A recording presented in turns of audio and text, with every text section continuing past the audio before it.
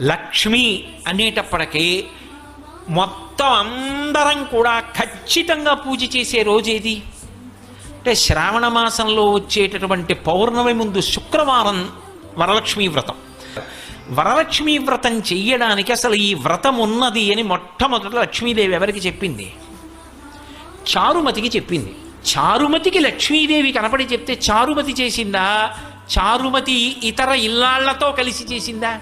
అందరితో కలిసి చేసింది ప్రదక్షిణం. అందరికీ ఆమె ఆభరణాలు. అంటే తనకే ఉండాలన్న లక్షణమా, అందరికీ ఉండాలన్న లక్షణమా?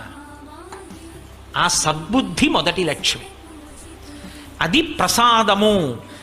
ఈ ప్రసాదమునకు హేతువు పాత్రత. ఈ పాత్రతగా చెప్పడమే వరలక్ష్మీ వ్రతం యొక్క కథ. Please do like, share, subscribe to Info Video by Rama.